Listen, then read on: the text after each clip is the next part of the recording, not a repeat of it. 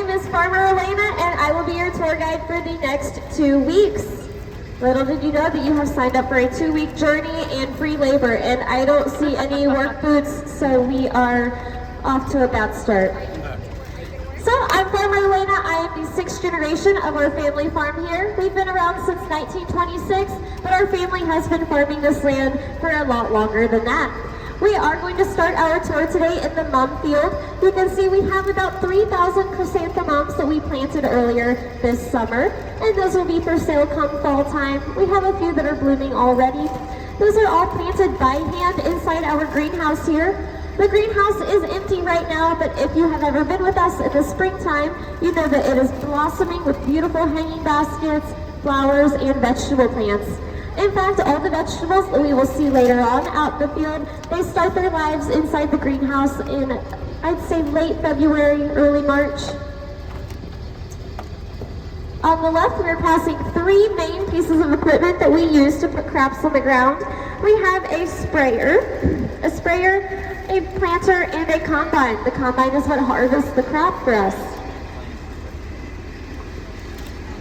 So since 1926, our equipment has changed quite a bit, and technology has come a very far way. I would say that the computers that are inside these tractors are far more technologically advanced than even that of the newest model of Tesla. It takes a very smart person to operate one of those tractors nowadays because the technology is such high quality. Now, as we continue on, you'll see on the right-hand side, that is our high tunnel. Mr. Driver. Our high tunnel is on the right-hand side, and I know you're thinking, Farmer Elena, that high tunnel looks just like a greenhouse. Well, they do have the same protective cover over the top, which warms the inside. However, the sides are left open to allow for airflow. That airflow reduces the risk of pests and disease, so we do not have to spray chemicals inside the high tunnel. Those sides can be lowered for the high tunnel to be more of a greenhouse type area, so it is warm all year round. So those plants are actually planted in there about late February, early March, like I said, with the greenhouse. So inside the high tunnel, we have cucumbers, peppers, green beans, and a variety of tomatoes. And our high tunnel crop is about done for the year, like I said, because we do plant those so early, so we're able to have vegetables a lot sooner than other farms around. So those crops are pretty much done, and we are moving on to our field crops for the season.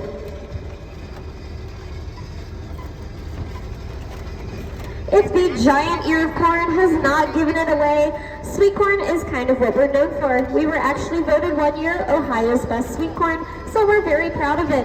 We actually grow 18 acres of sweet corn, which I did the math, and that's about 324,000 ears of corn a year. Of all of that corn, we pick about 3,000 ears of corn a day, and we do that for a very specific reason. We only pick what we need for the day because we believe in having maximum freshness, so we don't let our corn sit for more than 2 days inside our fridge. Even corn that has sit a day in the fridge, we then use it for freezer corn, not for you all to take home, because we want you to have the best quality product possible. So we are going to have a little educational lesson here on corn and corn anatomy. So if you look at this ear of corn, you'll see it has tassels at the top.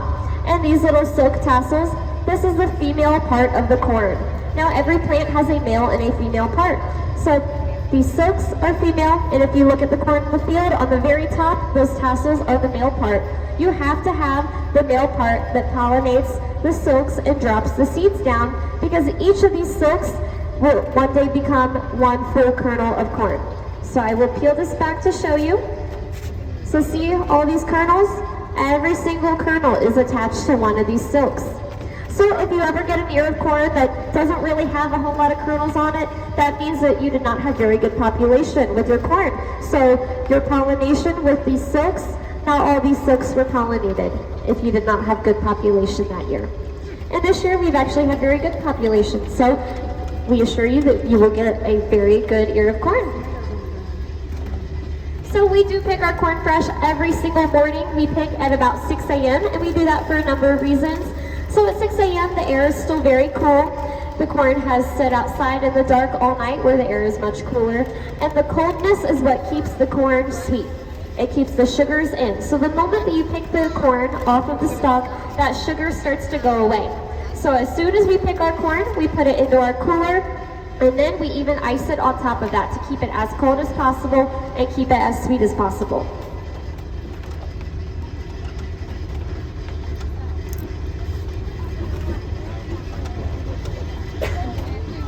So it takes a crew of 3 people about 4 hours to pick those 3,000 ears of corn every single day. We also have a crew that picks the entire vegetable field, and we do that with about 3 to 4 people in 3 hours as well. It's very important that we do pick every single day, because otherwise the fruit on the vines will either get too well done and they'll be beyond our liking, beyond our, I guess you could say, standards. Some things might stay on there too long and rot. And what do we do with those vegetables and fruits that aren't quite to our standards to sell? Well, we do something really unique here. We are a zero waste farm. So anything that we are not able to sell, or anything that stays in the fridge for more than 2 days, we do not just throw it away, because we do not believe in wasting food. We actually give that to another local farmer, who then feeds all those fruits and vegetables to his cows. And then in return, whenever the cows go to butcher, we then get part of the cow. So we are a zero waste farm.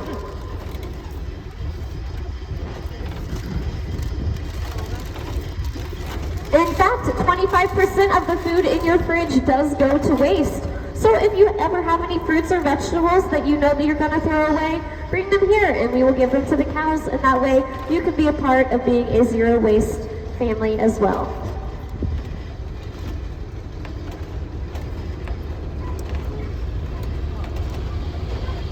As we make this turn on the left, that field in the fall will be full of beautiful, colorful pumpkins and gourds. They aren't blooming just yet, but you can see the little yellow flowers peeking out in the field, and everywhere that you see a yellow flower, that will eventually be a pumpkin or a gourd.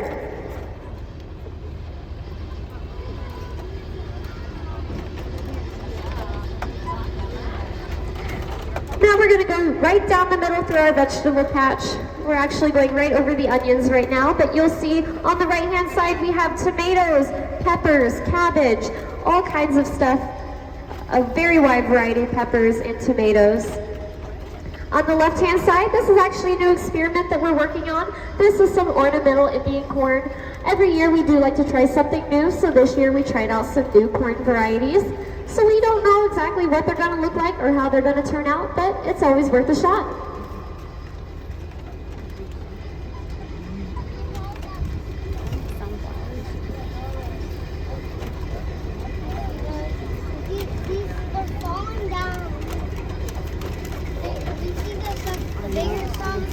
Yeah, how they're drooped over.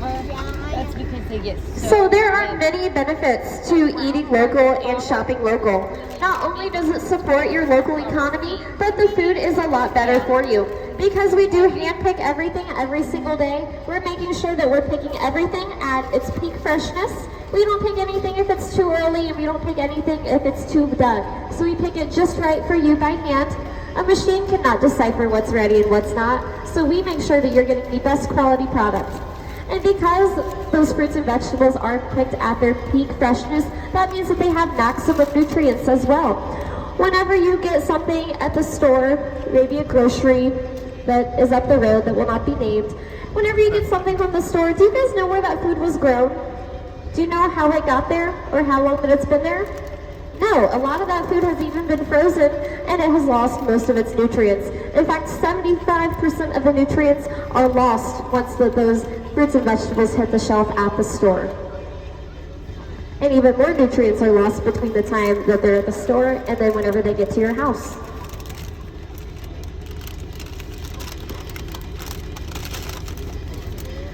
If you look, you'll see that our fruits and vegetables are growing underneath a layer of plastic. Now, we usually have several different colors of plastic that we use, and each color has a different purpose. But this year, most of our plastic is black because the others were on back order, like everything else. So, we do grow our vegetables and our fruits under plastic for a few reasons. So the tomatoes, we actually usually use a red plastic to grow them under, and that red color actually helps to turn the tomatoes red a lot sooner. I don't exactly know the science behind that, but I know that's why we use red.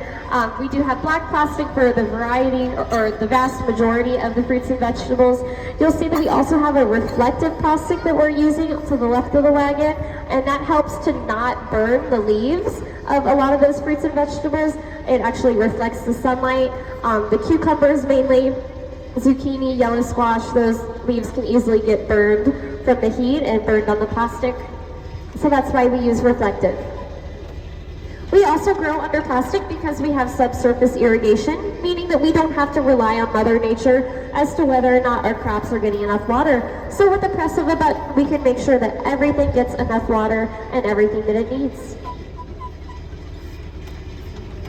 We also practice crop rotation here at Garver Family Farm Market, so you will never see the same crop in the same place 2 years in a row. By rotating the crops, we're making sure that our soil is getting all the nutrients possible, because all these fruits and vegetables will leave behind a trail of nutrients that maybe another crop would not leave behind. So we always want to put more back into our soil than what we take from it. We've always lived by the motto that if we care for the land will care for us. And since 1926, the land has done just that. Oh no! Test, test. There we go. This is a good... Uh-oh. This is... check. Check, check.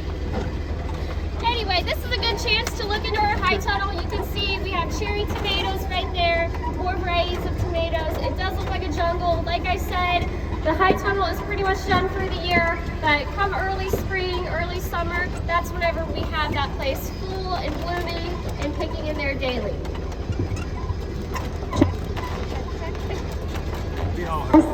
All right, you can see our water lines here that irrigate all of our fields. We actually have a rain collection tank that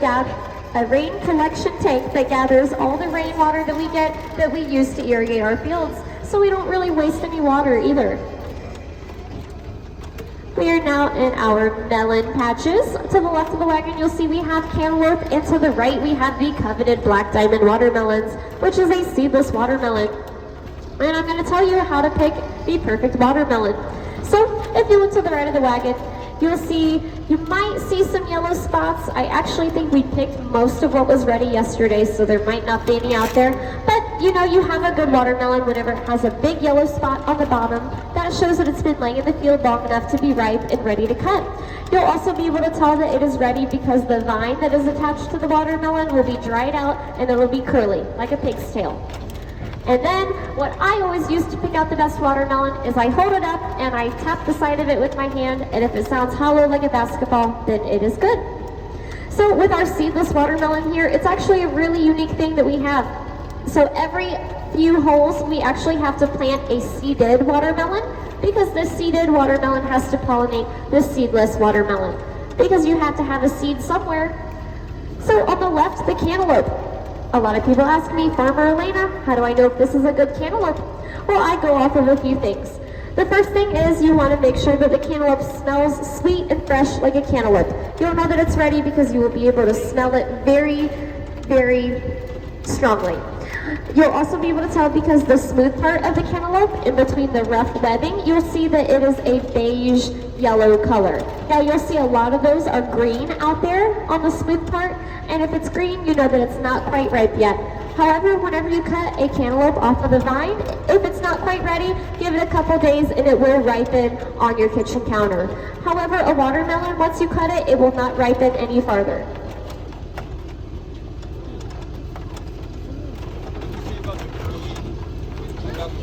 You want the vine that the watermelon is growing off of, you want it to be dried up and you want it to be pretty curly and crunchy. Yes, do you have a question?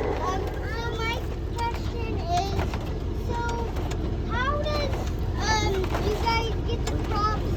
How much seeds you do in a day? How do you even plant the seeds of the sunflowers? Well, those are great questions. So all of our seeds, we actually plant all of this by hand. Now our corn, we do plant the corn with a machine. We saw, I believe it was the second tractor that we saw, that is our corn planter. We put the seeds into the planter and it will drop the seeds exactly where they need to be. However, everything else out here, I planted pretty much every single seed out here. And I would say in all of these rows, there's about 374 little holes inside our plastic, and we put one seed in every hole. So that's a lot of seeds. Yeah, that's a lot of seeds. Are you gonna come and help me next year? Because I can't do it by myself. That's awesome. So little did you know, you guys also signed up for some terrible comedy today. How did the organic vegetable die? Natural causes. What did the mom cow say to the baby cow? It's past your bedtime. I will be here all week, guys, and all month, and all year, and probably the rest of my life. Does anyone know the difference between the corn that is ahead of us and the corn that we saw before? So the corn in front of us, you'll see it's a lot taller and it's slightly a different color. So that is actually field corn. We do grow field corn versus sweet corn. The sweet corn will cure all of your taste sensations in the summertime. It's very refreshing and sweet, but you do not want to bite into some field corn. Field corn is hard, and that is what a lot of people feed animals, and that is what we actually use to sell in the fall to countries all around the world that create value-added products such as soy milk and fuel and cereal. Pretty much everything in your life has to do with agricultural products. And I'll talk a little bit about more of those grain crops in a little while. But if you look to the right of the wagon, you'll see some pretty big pumpkins. But believe it or not, those pumpkins are still going to get bigger than what they are right now. Elena, this little girl had a question for you. What is your question?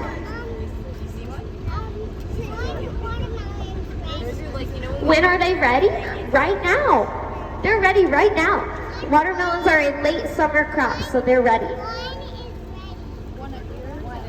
Oh, you grow watermelon too? Yeah. Oh, wow. You grow lots of vegetables, don't you? And even, I want to tell you something. How big do those watermelons get? The pumpkins, you mean? Yeah, the pumpkins. How big do they get? Well, the biggest one that we've ever grown was pushing 400 pounds. It was so big, and we actually carved that pumpkin and sent it to Walt Disney World, and they put it on display for us. But since then, that was back in 2005, before half of you were born. Since then, we have not had a pumpkin come even close to being that big. She wants to tell you something else. Yes. During the fall, we get all the big pumpkins into pictures, like they're growing them right now. Some of those pumpkins could probably be ready, but if we leave them in the field, they'll get a little bit bigger. So if you guys ever join us in the fall, you know we do a huge pumpkin business. In fact, our fall festival is on October 1st this year, and every Saturday and Sunday in the fall, we do hay rides just like this, but all centered around all things fall. So we will talk a little bit more about those grain crops that I was mentioning. You can't see any soybeans here right now, but we do grow soybeans. Soybeans are actually the #1 grown crop in the state of Ohio, and corn is the second most popular grown crop. A lot of people do think that corn is the #1 crop in Ohio because it is the #1 grown crop in the United States. However, in Ohio, it is soybeans.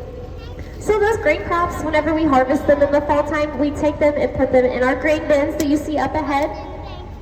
And there we actually have to go through a few different processes. We have to dry the grains because they have to be at a certain moisture. We have to weigh the grain, and we sell the grain to companies that take them all over the world. And like I said, they're turned into value-added products that we use every single day, and we don't even realize it.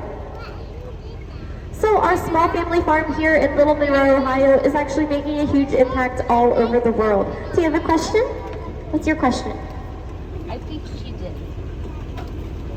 It's an experiment. They're trying an experiment with it. The one that had the writing So on it. I do have some trivia for us today. It is a true or false question. True or false, agriculture is the #1 industry in the world. The answer is true, and that is because agriculture encompasses anything that has to do with food or fiber. So if you have candy with you today, or vegetables, any kind of food that you have, that is an agricultural product. Even the clothes that we're wearing and the shoes on our feet are all products of agriculture. On the last tour, I actually had someone who had a bar of goat's milk soap with them. And even that bar of soap is a product of agriculture. It is all around us, even whenever we don't realize it. Sadly, only less than 1% of the U.S. population is still made up of small family farms like us, and that number is rapidly decreasing. That poses a huge problem and concern for our food supply and food security. In fact, in the United States, what we have in our grain bins like this right here, what farmers have in all their grain bins across the United States, that is only enough food to last us about 10 to 12 weeks. So if we ever faced a major drought or famine, we would be in some pretty big trouble. We're only one poor growing season away from total starvation. And I don't tell you that to scare you. I tell you that so you realize the importance of supporting small local farms and growing your own food whenever possible.